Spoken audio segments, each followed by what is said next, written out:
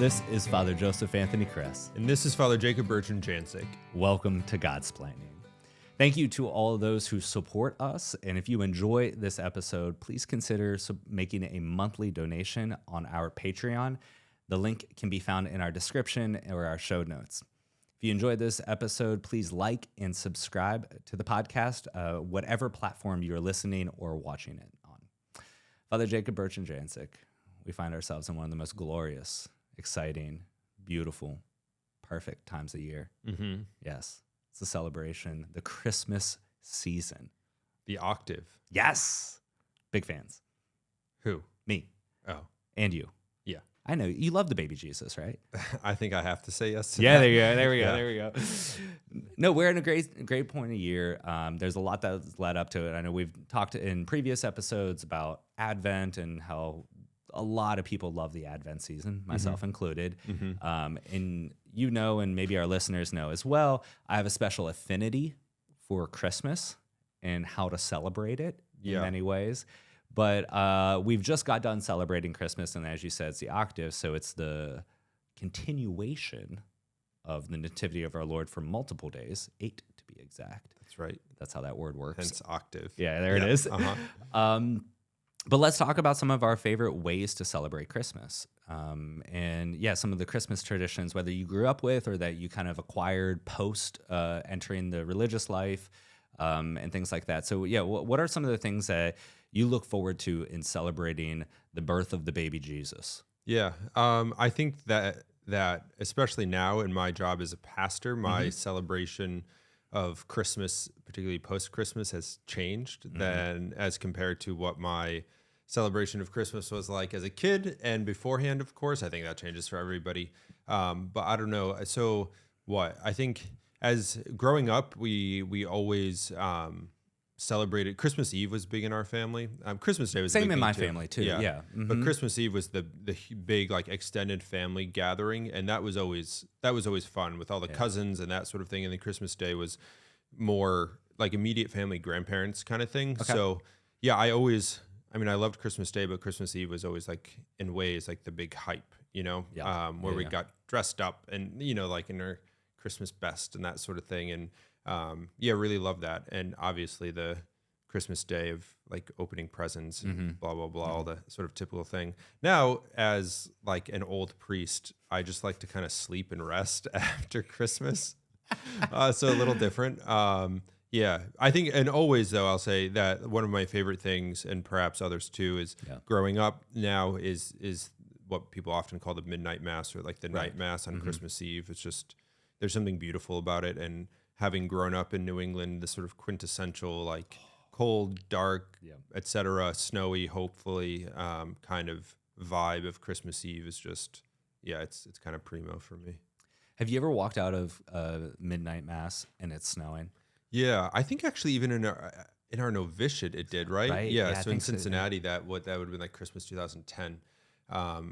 I seem to remember like standing outside of the church after mass and it flurrying. Is that the word? Yeah. There being snow flurries. Okay, there it is. So yeah, I'm sure it has other times. And I know like I grew up in Connecticut. I live in New Hampshire. There's snow. Not every year, but often. New Hampshire for sure.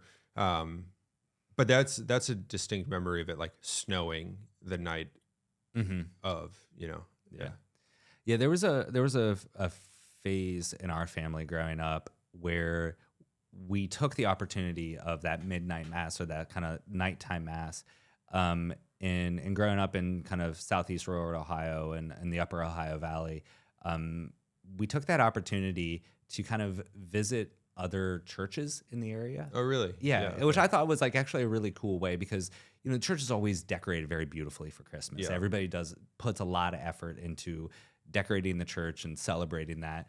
And so there's just even outside of the whole like Christmas mass schedule, there's that like kind of tradition or joy of just like driving around neighborhoods and looking at Christmas lights, right? Or going to whatever park it is that has all their like, light extravaganzas and things like that. And so I think there was a certain kind of desire too that we wanted to see the beauty of all these different churches that were decorated for Christmas. And so we would like each year go to a different church and things like that, which is beautiful. And I really appreciate that. And sometimes we'd come home late at night and it would be snowing or things like that.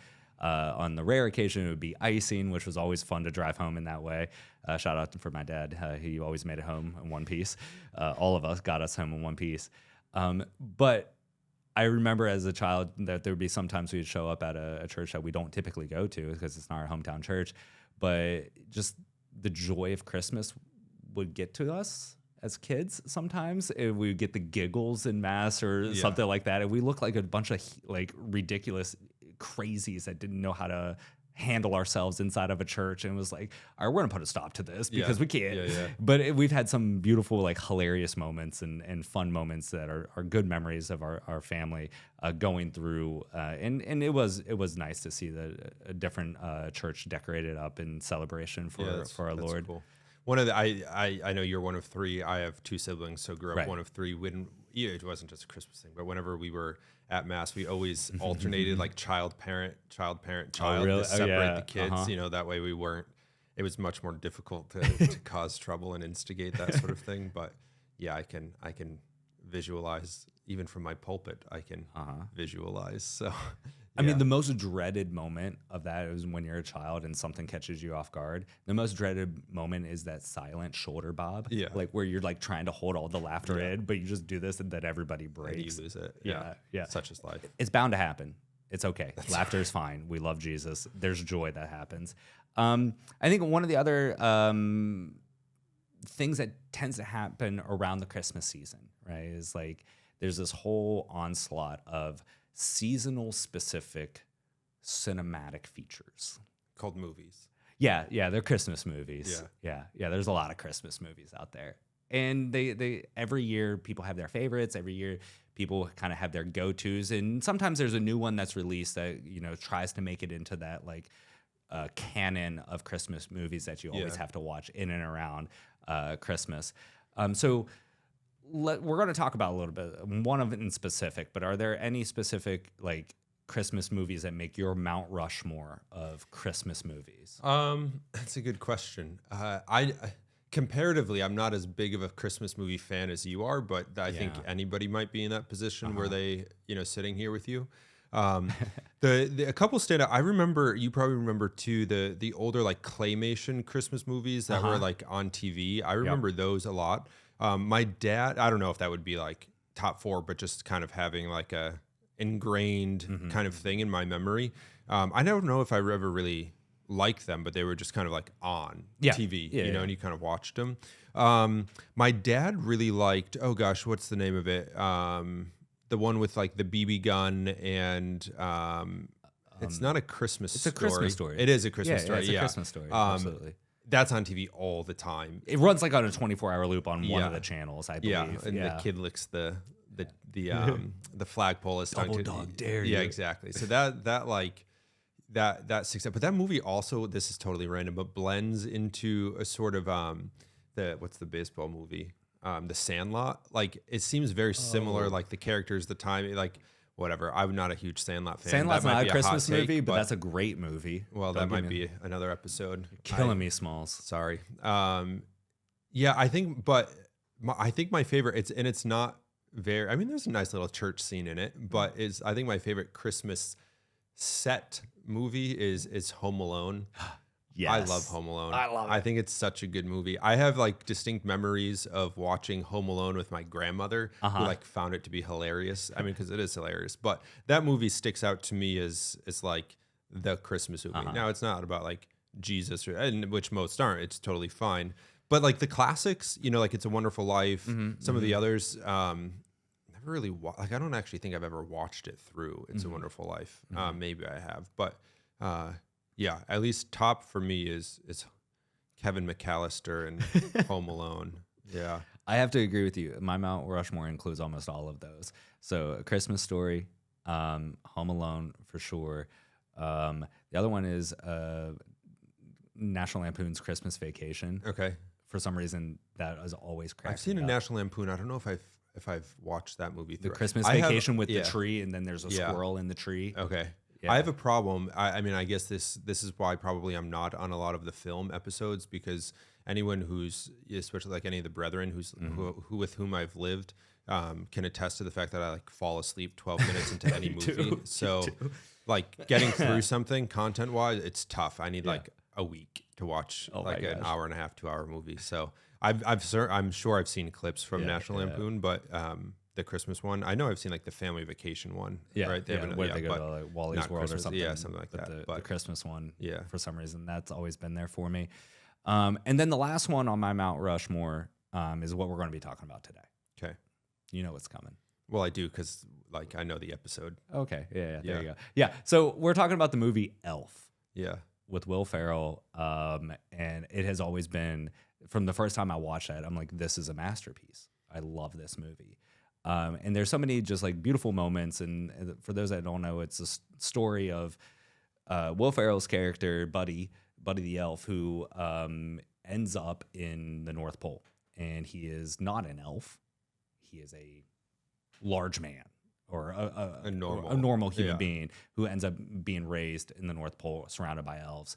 And then he comes to realize that he essentially was adopted by the elf families and whatnot. So he goes back to New York City to find his own family, find his father, and the journey that all entails, and the hilarity that it entails from that.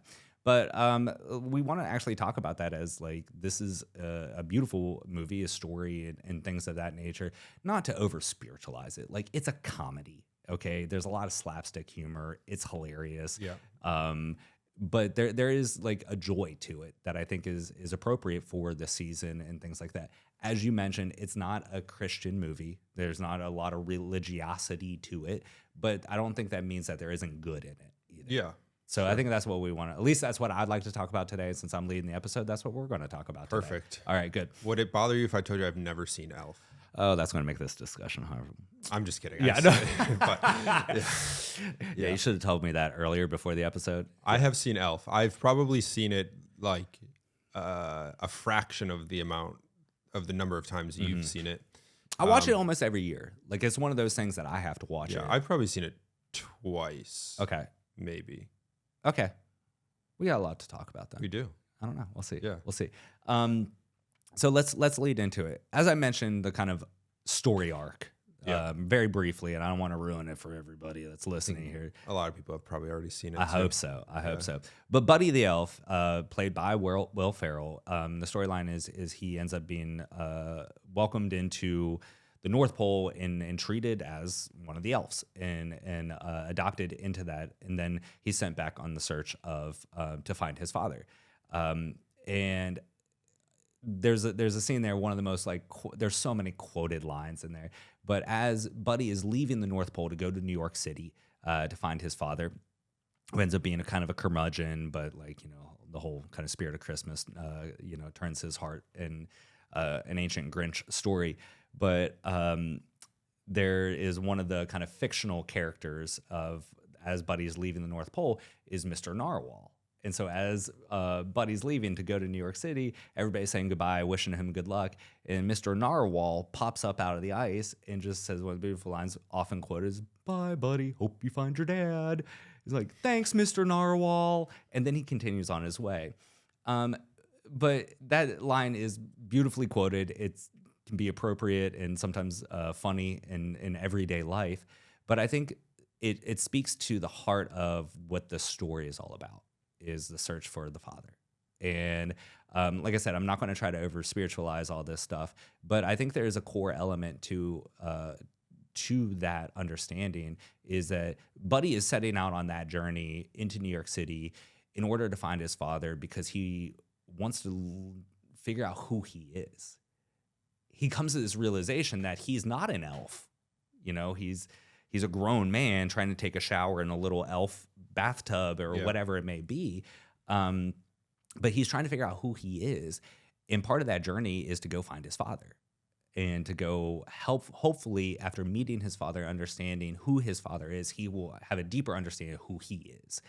And I think that's part of this kind of human experience in many respects, is this journey to figure out who we are, but it has this deep connection to our parents and our own fathers, but there's also that kind of realistic understanding of that too is our spiritual journey. And there are many times, and my messed up spirit and spirituality, my messed up brain, there are many times that I've like walked into the chapel and it's like, I'm trying to search for the Father. And I just hear like Mr. Narwhal, like, bye, Father Joseph Bailey. Hope you find your dad. It's like, that's my search, is to find the Father, because then I'll have a deeper understanding of who I am. Yeah. And like, it's just encapsulated in that moment, but there's that real understanding of like, that's what this entire journey, that's what this story, even though it's heart-wrenching and hilarious in all these ways, but that's ultimately what it's after. Yeah, it kind of highlights and I think a lot of movies, well, the relatability to movies is when they have something that this is a tautology, when they're relatable, when they kind of, yeah. I know, right? when they kind of capitalize, and I think this is not just in film, but in art across the board, different types of art, when they capitalize on a common human experience. And like a comedy is a way to do that in such a way that, yeah, it's kind of hilarious, it's funny, it's lighthearted, but and again, like you're saying, not to over spiritualize, not to overcomplicate, but it brings to the fore a common human experience, yes, in a lighthearted way where we can enjoy it, but also relate to it and see ourselves in this. Yeah. And I think like with what you're saying about the Buddy finding his father and the sort of quest that's there wrapped up in the Christmas holiday and all the sort of things that are also relatable there, that are like near and dear to us, that, the settings and all of that in New York City, especially. I mean, I grew up just outside of New York City, and we went in a lot at Christmas. I mean, not just in Connecticut, but, so like that's all like, people get that, you get it.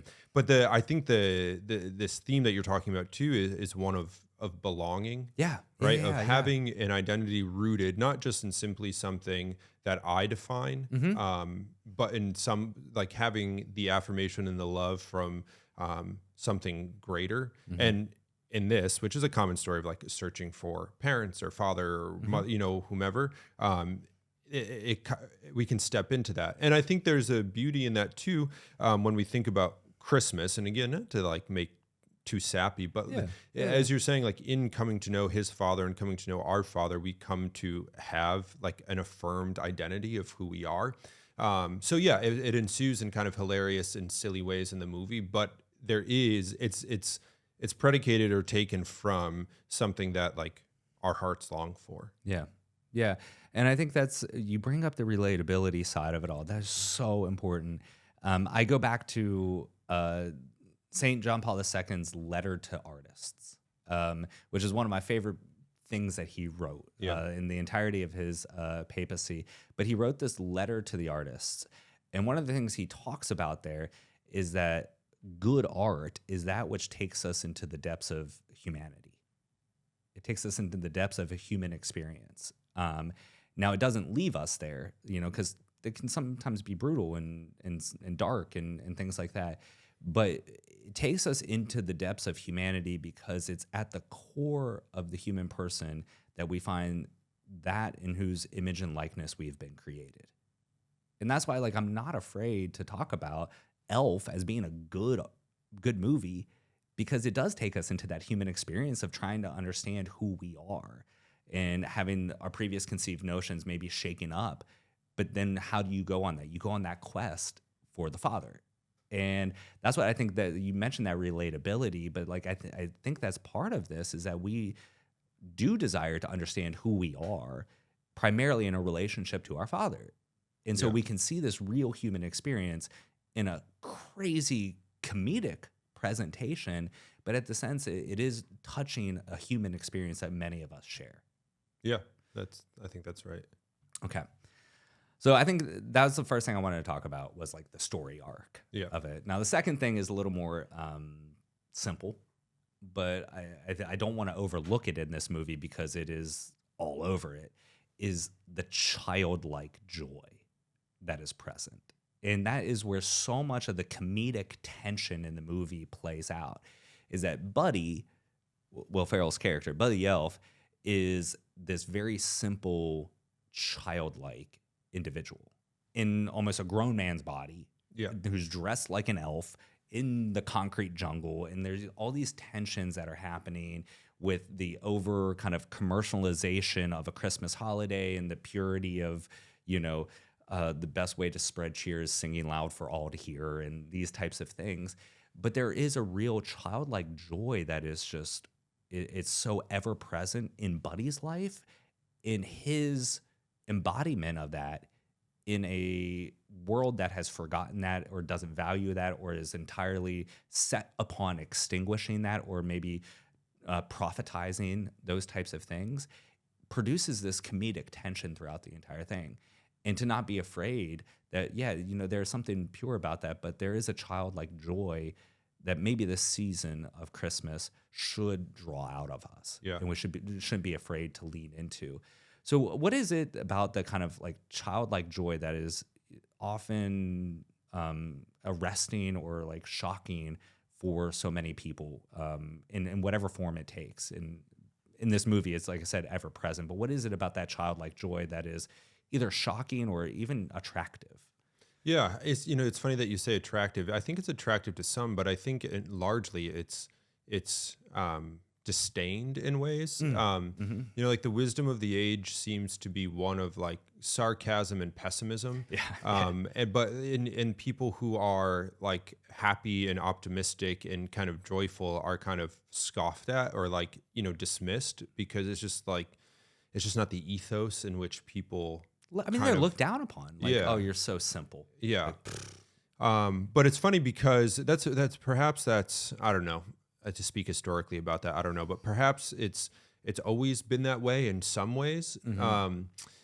That like the simplicity of things is regarded as simple, like simple-minded, kind of thing. But as you were saying, where talking about like the joy and the simplicity of joy, it reminded me of the fact I was thinking about the seasons of the church and the liturgical seasons and Advent and Christmas as compared to the other seasons, ordinary time, Lent, Easter, et cetera, et cetera. And it's true, it is the case that like the Incarnation Christmas is, I think, the simplest of things, even just in the setting, like the incarnation, that God becomes man. And we all know the story, born in a stable in these simple, humble beginnings. Right. It's all, there isn't like the Christmas liturgies, you think of them as compared to like Holy Week. It's my gosh, it's night and day, of just like so complex and intricate and beautiful, but very, it's its own beauty and that sort of thing. So it seems like inherent in the mystery of the Incarnation and Christmas, that there is a simplicity. And I think we see that highlighted in our own experience with the contrary reality of like the consumerism around Christmas and that sort of thing, where, we all kind of partake in it, but we often all also criticize it. It's like, oh, we're doing too much, or we're spending too much, or like, the reason for the season, like all of these kind of things. We know that it's kind of, when it gets to be too much, too complicated, to this, to that, we feel it. So I think that's all to say that again, it's this like relatability. Like even if we have had and are having an insanely busy Christmas season and shopping and parties and this and that and that and that, we still recognize like there's something about the simplicity and the joy of Christmas that is, in that it's a contagion in the best sort of way. It's like we want to be part of that. We want to have that experience. And in the movie then, coming back to the movie, it's that reality is what is kind of like brought to the fore in the setting of the movie. Yes. And this like grown man who's dressed like an elf, who's like very much like a child, who has no concept of how the world actually works, and and so it's a different way of highlighting it, but it's again getting to the same reality that we are all kind of itching for, and we see it in him. And I think what the movie does in a good way to highlight it is that it puts Buddy in stark contrast to the rest of the world. So the reality of that simplicity, of that need for that, it's just like, he's like wearing a not neon, but like a green elf outfit against like the concrete gray jungle of New York City. Like even just like he just stands out against the backdrop of everything else. Yeah, it in the movie kind of exaggerates the reality, but like we talked about relatability. Have we all not been in that place where it's like the chaos of life just steals away our joy?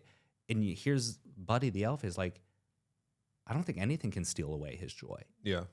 Like in the worst of circumstances and all these other things, he still is almost persistent in his childlike joy. And I think that is so, like I said, the movie exaggerates it, but I think that tension is actually very deep with a lot of us. And it's good to be reminded that, like, yeah, there's a childlike joy in our life, and that we shouldn't let fear rob us of that, or this desire to be productive or to have all these other things. Like, it's okay to just rejoice in the simple things. I remember one of the scenes, once again, I could say, oh my gosh, this is my favorite scene. Every scene is. I love the movie. But Buddy runs into this coffee shop and he's screaming. He's like, you did it. Congratulations, you did it. Because there was a sign outside that said world's best cup of coffee. Yeah. Like, we all know that's not the world's best. It's some, ridiculous little diner, but he's like, he takes it for what it is. Whatever was like presented to him, he takes that for what it is. He doesn't start to be skeptical with like, well, is it really the world's? Well, who judged it? What was the panel like? Yeah. He just takes life for what it is in front of him and actually rejoices in that. And that's one of the things I love about Buddy, is he just is able to rejoice in what's in front of him. He doesn't over-criticize it. He doesn't overcomplicate it. But that childlike joy means he's just able to rejoice in life as it unfolds in front of him. And even the concrete jungle and consumerism and all these other, things that try to rob him of that, is he's still persistent in being joyful in that way. So I think that is something that, like, yeah, the movie exaggerates it. Yeah, the movie puts it in a really, kind of artful contrast, because he, like you said, he's in this green and yellow, bright yellow tights in the dour grayness of the smoke-filled New York City. But yet he is still able to bring that joy. And so it's that reflection of, the Lord inviting us to become like children in order to enter the kingdom. Is like, a child doesn't really, he or she receives what's offered to him and finds the joy in it. And to remind ourselves of, like, there's a beauty into whatever's being offered to us. It may be suffering, right? It may be hard. It may be difficult. But there is true joy in whatever is unfolding in front of us. And Buddy can actually kind of be a motivation or an example for that in that way. So yeah, I think those are my kind of two major thoughts on Buddy the Elf. Do you have any other thoughts? Any favorite scenes, lines, costume changes? You're prompting me to say something that you want to say. No, I don't. I just want you to be you. Really? Yeah. Say what you want to say. Well, I haven't seen the movie, so I can't. No, that's not true at all. Again, I don't know if I have a favorite. I mean, I like I guess in just a sort of general arc of the movie, as what we've already talked about, the sort of, I like the word exaggerated that you use, the sort of ridiculous exaggeration of what it is that is good and true, but put in like a comic form, such that like what is being presented can still be fun and enjoyable and lighthearted, but also, speaks to who we are. That's. Yeah, so it's not like a favorite scene, but it's just this sort of arc of it that I think it's good, it's clever, it's it kind of draws you in, even if it's not your favorite Christmas movie. You can sit down for an hour and a half or 2 hours and it goes by without even realizing it, and not fall asleep. It has your attention, right? Yeah. So no. So thank you to all our listeners for listening to us and entertaining us as we wax poetic about one of my favorite movies, and one that Father Jacob Bertrand has seen only a few times. But we want to thank you all for listening to this episode of Godsplaining. We ask you to follow us on all the social media platforms, Facebook, Twitter /X / whatever it's going to be in the future, Instagram, TikTok, all that kind of fun stuff. Like, subscribe, leave a 5-star review, especially in this Christmas season. Let that be your gift, maybe to us, of leaving a 5-star review, which we would really appreciate. Helps the algorithm. And if you'd like to donate to the podcast, please follow the link to our Patreon page. That link is in the description in the show notes. Also, follow those other links there. which will have links to our website for different merchandise or events that are coming up. Please keep your eyes peeled. We are planning to do some one-day events in different cities. So please be on the lookout for those events as the Godsplaining crew may be coming to a city near you. As always, thank you for listening, and God bless you. Father Gregory. 'Tis I. How many goldfish did you have growing up? I think like 3, one mostly at state fairs. They didn't last too long, and I flushed them. Please subscribe to our YouTube channel, Godsplaining.